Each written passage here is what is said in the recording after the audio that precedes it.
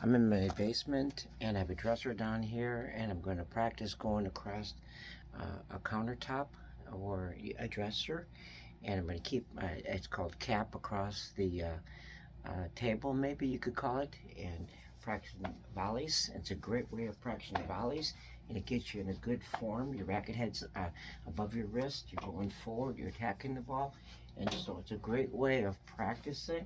I got a ball extended from the ceiling, and practicing racket cap across the table, or racket across a dresser, and so it's a level, and I can practice my volleys. It's a great way of practicing volleys, and so you have to find some creative way to practice, and so it's a good way to practice. And so I can do this here in the right hand, or I can do left-handed backhand on this side. I like to practice both hands, and that way I strengthen both sides of my arm.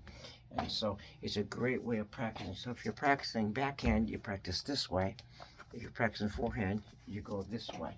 And so here I'm practicing. I'm using an old wood racket with a cover on. They used to make rackets with covers on. This is an old Bancroft board racket. If you're interested, let me know. And it's a great way of practicing.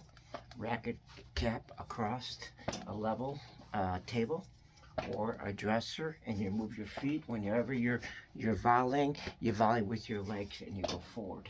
And so you go forward. A lot of people are volleying with their wrists and hitting down, and you're supposed to, use more, go from the shoulder. From the shoulder, use your legs, go from the shoulder and volley forward. It's a great way of practicing. People want to be good, but they're slapping at the ball, they're swinging at the ball, instead of using their legs where you get most of your power and volleying from your shoulder.